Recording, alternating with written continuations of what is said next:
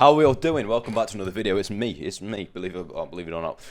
So what I'm going to be doing today is I'm going to be showing you how to make a realistic floorless coaster in Planet Coaster. Now if you're watching this video on the YouTube, which you probably are to be honest with you, then make sure to hit that subscribe button, because I'm not going to lie to you. On screen now, there's a graph. There's like 1% of people that subscribed. I mean, come on, let's be honest. If you hit that subscribe button, I'll be thousands of subscribers, you know.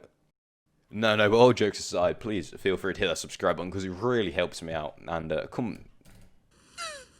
and make sure to come check out my Twitch, link at the top of the description. Alright, let's get back to the video. If you're watching this, probably a bit of a noob, a bit of a GP, but you know, it doesn't matter. Let's go ahead and begin. So what I'm going to begin... What I'm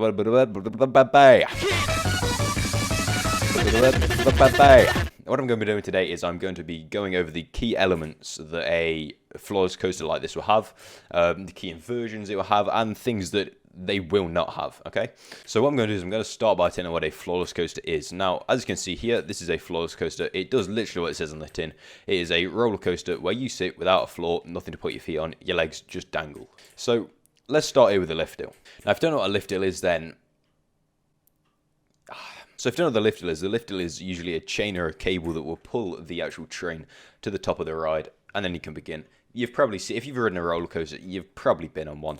But anyway, so the lift hill, now, the reason why we started it is because they're usually at the start of the ride, and it's never above about 60 degrees, the lift hill won't be. The reason for that is old. The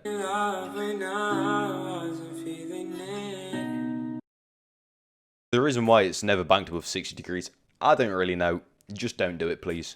Right, so we're going to move on to the second key element. Now, it's this little thing here. Now, you probably haven't noticed this. And what this is called a pre-drop. So what will happen, the train will go over this. And it's usually just over the length of the actual train itself to allow it to properly disengage from the lift hill, so then you can go around the layout. Now, the newer models of the floorless coasters don't actually tend to have these. It's usually on the old models, but to be fair, floorless coasters are quite an old coaster type now. Now, the floorless coasters are made by the manufacturer B&M. I was going to try and pronounce their name, but I'm not going to, because I'm going to butcher it, aren't I? Let's be...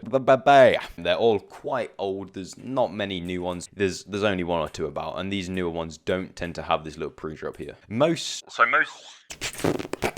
So after they get to the top of the lift hill, most floorless coasters will have a bank curved drop. So just looking like this. Now it'll bank either to the left or the right. It really doesn't matter. But it's just a element that they do tend to have. Now the drop isn't actually usually too steep. Probably is pushing it. I'd say probably about 60, 70 degrees is the max you want to do on the drop. Okay, so now moving on to the trains. Now the trains are usually 8 rows long. I know this is 7, but you know, they can be like 7, 8, 9. Most of them are 8 rows long. I don't know why, you know. Of course I don't know why. I'm a GP.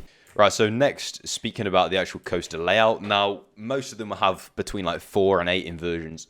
There is no floorless coaster mode that doesn't have any inversions. So if you are going to make one in Planet Coaster, please put something better, something like a bloody pretzel loop or some shit like it. Right, twat. Now, every single floorless coaster that's in the world has a mid-course. Now, if you don't know what a mid-course is, it's a block section. I will be doing a video on them in the future.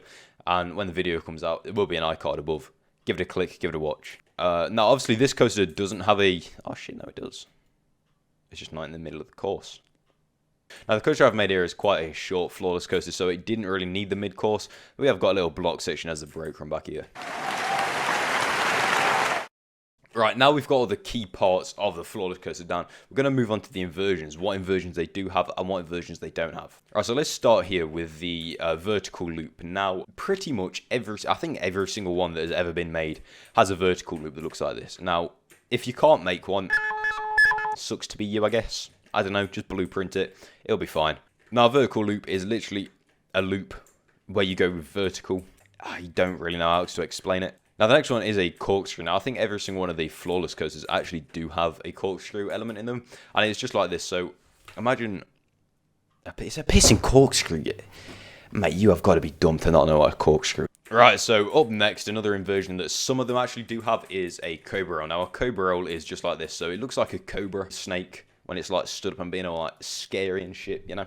So a few floorless coasters do actually tend to have these elements in them. And feel free to add one into your coaster. Now, the thing about these is they actually class as 2 inversions. 1 inversion here, 2 inversion here.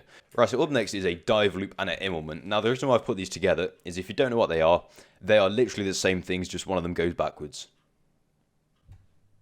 Simple. So this is a dive loop. So what will happen is it will come up from this side. it will go up around here, and then it will dive. Now, Immelman is this way around. You go up this way, and then you go back down. And I'm not going to go over the history of an Immelman. I can't really be bothered. But it was like a fighter pilot maneuver. So the next element that most flawless coasters have is this. Now, this is a overbanked turn. Now, if you don't know what one is, it's a turn, and it's overbanked, so it's over 90 degrees banked. And then finally, very few, but some actually do have a sea serpent roll. Now, a sea serpent roll is like, well, it once again is two inversion. It's incredibly similar to a cobra roll, apart from when you go in. But apart from when you actually enter the inversion, you like do almost a corkscrew kind of thing and then leave. Like once again, this is two inversion. So if we just do a quick recap, the ones that I would recommend you do put on your coaster is a vertical loop, a corkscrew, a dive loop, Immelman, and an overbank. If you do a few of them, then you have yourself a very good Ben Flawless. Inversions that you don't have, I didn't put any down because you just don't have them. It's things like a demonic knot. I'll show you what one of them is. So this is a demonic knot. Now this is a demonic knot. No one, literally, who knows why Plank Coaster have put it as a blueprint for a flawless coaster.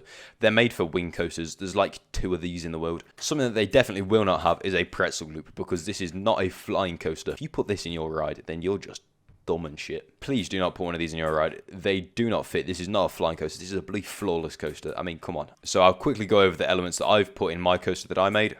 So it starts off with a pre-drop here.